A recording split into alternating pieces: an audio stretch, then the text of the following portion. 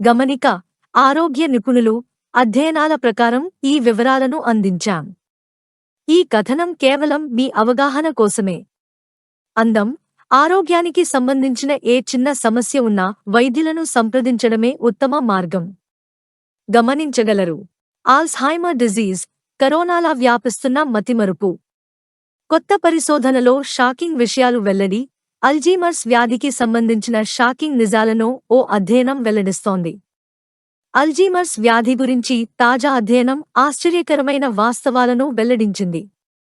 Nature జర్నల్లో ప్రచురించిన ఒక అధ్యయనం ప్రకారం అల్జీమర్స్ వ్యాధి ప్రమాదం కారణంగా ఒకరి నుండి మరొకరికి వ్యాపిస్తుంది.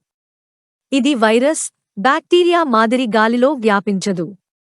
కాని కొన్ని పరిస్థితులలో సోకవచ్చునని పరిశోధకులు వెల్లడించారు.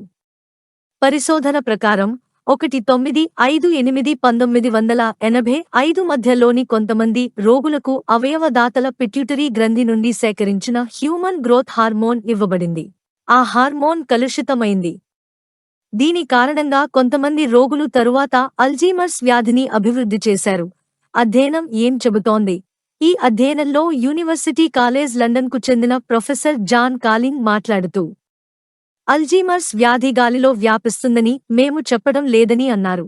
కాని ఇది వైరస్, బాక్టీరియల్ ఇన్ఫెక్షన్ లాంటిది కాదని అన్నారు.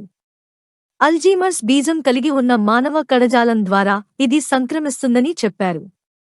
అయితే ఈ పరిస్థితి చాలా అరుదు అని చెప్పారు. కలుషితమైన హార్మోన్లు ఇచ్చిన రోగులు వారి మెదడులో అమిలాయిడ్ బీటా అనే ప్రోటీన్ నిక్షేపాలను అభివృద్ధి చేస్తారు.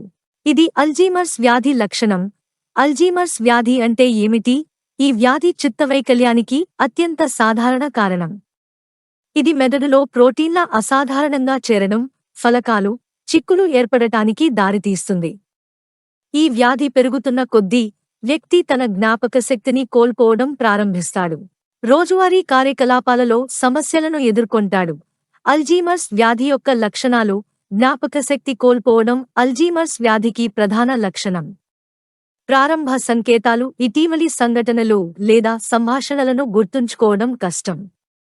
వ్యాధి వ్యాప్తి చెందుతున్నప్పుడు జ్ఞాపకశక్తి లోపాలు మరింత తీవ్రమవుతాయి మరియు ఇతర లక్షణాలు కూడా అభివృద్ధి చెందుతాయి. అల్జీమర్స్ వ్యాధితో సంబంధం ఉన్న మెదడు మార్పులు.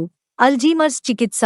అల్జీమర్స్ క్రమంగా రోజువారీ కార్యకలాపాలను నిర్వహించే సామర్థ్యాన్ని బలహీనపరుస్తుంది.